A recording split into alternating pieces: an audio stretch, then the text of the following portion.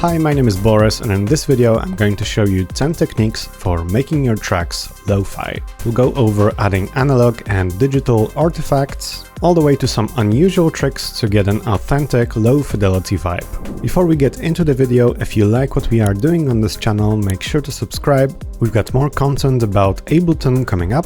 If you'd like to learn Ableton 12 with all the foundations of music production, check out our Beginner to Advanced Live 12 Start to Finish course, and make sure to also check out the Everything Bundle Collector's Edition, which includes all of the courses, sound packs and project files in our store. And to see all of that, check the links in the video description. Alright, so let's get started. Okay, so our first effect for today is going to be Redux, and this effect you can use for basically adding digital artifacts. So we have this ARP loaded up just as a sample. Let me just play it. So as you can hear, we don't have that many high frequencies, so we can just drop in Redux, and by default it doesn't affect the sound. We are in dry wet 100%, so this is completely going through this effect. Now we can reduce either the rate or the bits, and both of these are going to give you different results. So first of all, let's try reducing the rate. You're gonna hear these really sharp high frequencies added on top of each of these sounds.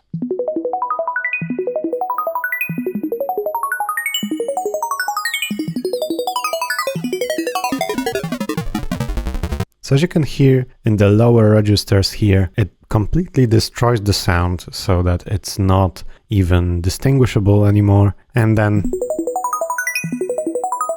somewhere around here, it sounds really cute. It adds that bright, sparkly feel. And so that's one thing you can do. The jitter can add additional distortion artifacts on top.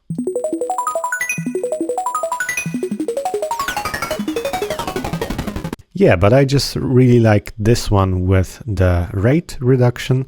And then we can also try bits.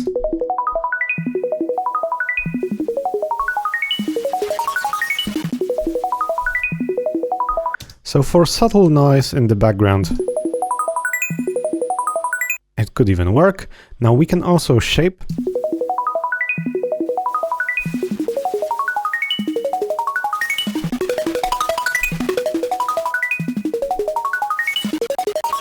So for instance, in this setting, it sounds incredibly distorted at 0. And then if we increase it, it gets a bit softer. So yeah, and then we can also, for instance, filter this down. So we can just add a touch of this.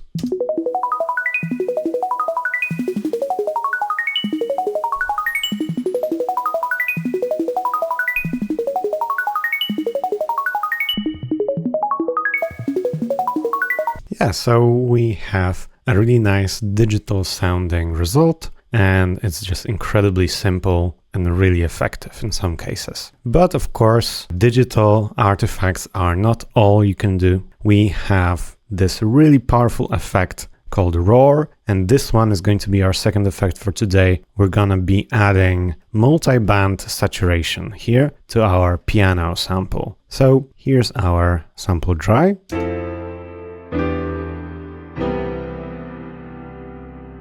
And then if you just load up roar, it probably is going to load up in the multi-band setting. If not, you can just select it over here, and we can disable and enable these different bands. So we have 52% right now. So we are just playing the sort of dry signal, but if we increase it all the way, we get no sound, and then we can enable the low band.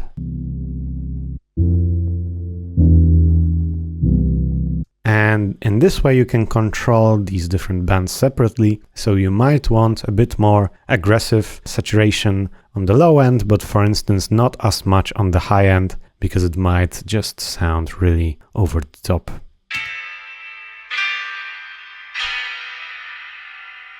And then on the mids,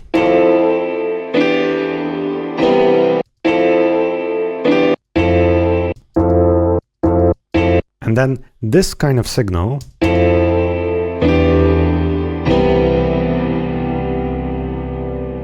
quite compressed sounding, also because we have this compress setting.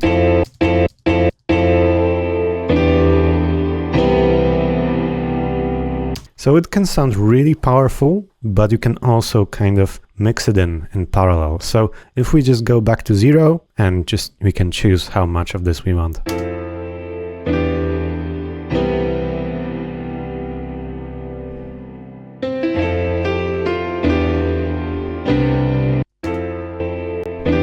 So this just makes our piano sound much more grand, and not only the compression, but also it also adds really way more harmonics. In this way, it just makes the signal way richer. All right, let's take a look at effect number 3 for today, and this one is going to be the vinyl distortion. By default, if you drop it in, it's going to give you these vinyl crackles, so you can control the volume of these here. What I did is I also added a gate after it. So when we have no sound playing, we are just muting the track, and I'm choosing this sort of external sidechain function and choosing our track as an input. So it's taking our signal before the effects. So let's just play it. This is going to be our Rhodes sample dry. And then let's add vinyl distortion.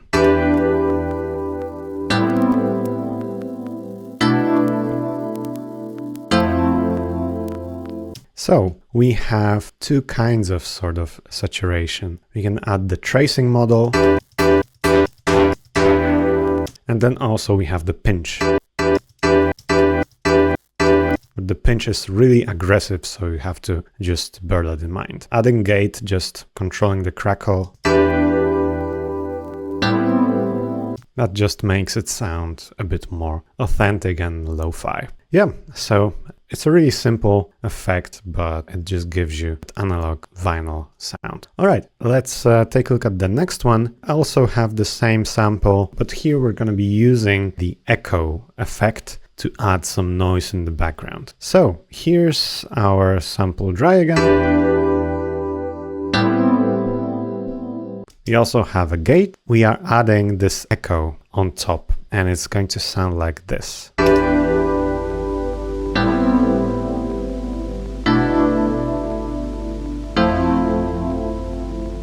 And on top of this, we are doing this trick with the audio effect rack. We have two chains here. One is dry, and the audio just goes completely through it, doesn't have any processing. And another one is muted, and we just have the very high frequency selected. And we are having an envelope follower on top of this band, and we have it assigned to the noise amount of the echo. So let's listen with this rack on top.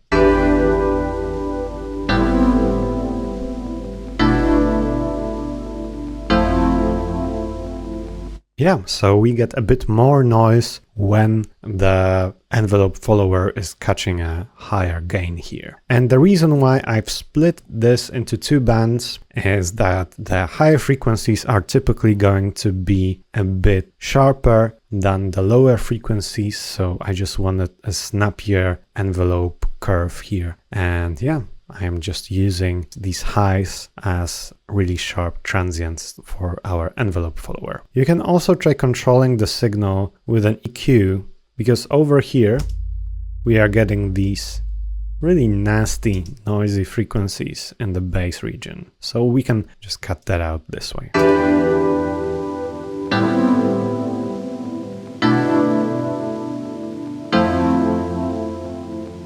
And of course the amount can be controlled as well.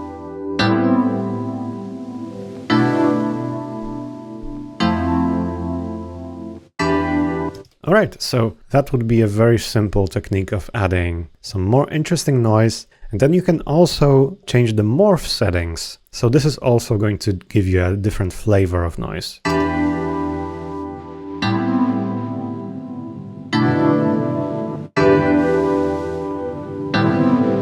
So if we disable the gate,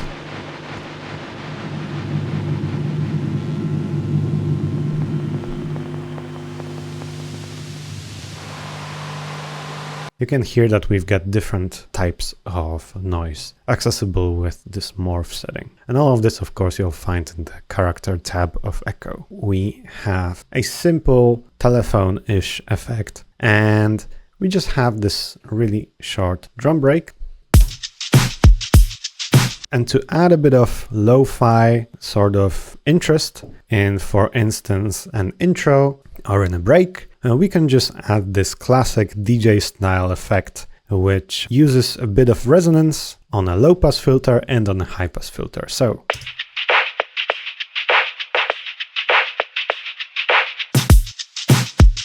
and this just gives you a bit more impact. And what I've done here is not only I increased the Q here a bit on the high pass, but also on the low pass with auto filter, I'm adding a bit of drive to just make it sound a bit more punchy. We could even add the envelope to kind of make it a bit more dynamic, and then we could even automate, of course, the EQ if you'd like to create a nice transition. All right, this is a really simple effect. Next up, we have a piano, and I'm going to be demonstrating an interesting technique here. Basically, we are transforming the quality, so to speak, of our sample by pitching it down, consolidating it, and pitching it back up. And so this is the original sample.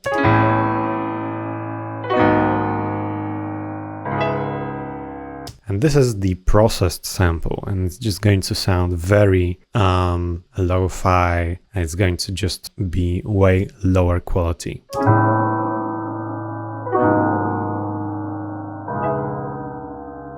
So to achieve a similar effect, you can just simply go to complex mode and then pitch your sample down, for instance, by 2 octaves. And then you consolidate the sample and you bring it back up by 24 steps. And of course, you have to go out of the beats mode back to complex. So maybe this was a bit too extreme. Let me go back. Let's try just an octave, consolidate, and then we will go back up with complex.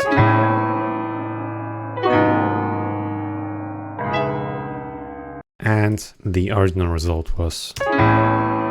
So we are sacrificing some lows, reducing the quality of the highs, and it's just one technique that you could use if you want to make something sound way lower quality. Now, another technique I wanted to talk about is adding subtle chorusing, and definitely chorused out sounds are going to be way more lo-fi-ish. And one of my favorite ways of adding chorus or vibrato is not only using the chorus ensemble, but using the shifter. So I here have an organ sample, and I'm just going to be adding the shifter to add a bit of stereo interest and vibrato. And this could be also achieved with chorus, of course. But it's just a different feel, and I really like using the triangle wave here on these chorus type effects.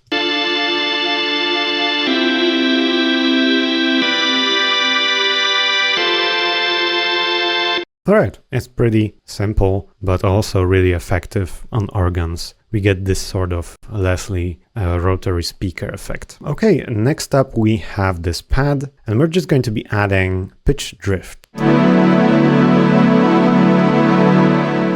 There are many different ways of achieving pitch drift. Simplest one is just using vibrato in chorus ensemble. If we increase the amount, we get this sort of Boards of Canada type sound, and we can also make it faster. And if you'd like to get a different shape, there's also this shape control here.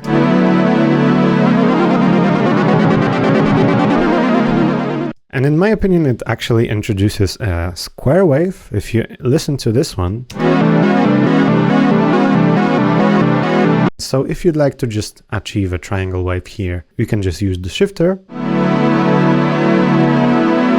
And then there's also this random wave, which can be really effective if you'd like a bit more unpredictable pitch drift. And of course you can also add phase to add a bit more stereo interest. All right, next up we have the chorus legacy. This is one of my favorite tricks. You just find it in Pack's core library and you go search for legacy chorus. Right here you have this great modulation matrix, and you can just add a bit of modulation and use a bit more aggressive chorus. So before and after. So in the x-axis we increase the rate, and here it's way slower, but if we increase the amount and we also decrease the dry wet, we get this really nice analog sound. And yeah, I really like the chorus in this setting. All right, so the final technique for today is going to be a bit more advanced, and this is what Drake's producer 40 is really known for. So he likes to process samples by taking them and dramatically reducing the sample rate. So here we have a piano loop.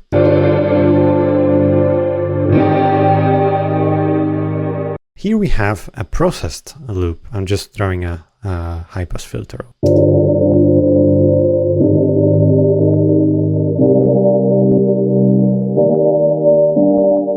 So here's what's going on. Nothing just goes over 1K. And over here, if we tried adding a similar curve, it just wouldn't be as aggressive sounding. It cuts off the frequencies a bit more gradually. So it's really simple to achieve. So if we go to settings and we go to the file and folder tab, you can see we have an option to open a sample in an external sample editor. What I like to use for this purpose is Audacity, and it's absolutely free software. So if you've selected Audacity in the sample editor settings section, you can just double click on the sample and go to edit. And this opens up this sample in Audacity. So we have the sample right here. Don't worry about the Polish language over here. You just need to go to File, Export Sound, or press Ctrl, Shift, and E. And here you can choose the frequency. By default, you don't have as low of a frequency as we've chosen. And for a similar result, you can, for instance, go to Other, add a frequency like 1500 Hertz, and then just go to Export. And we're just gonna be replacing this file. So if we now take a look at our desktop, we have this sample and we can drop it right into Ableton, and let's listen.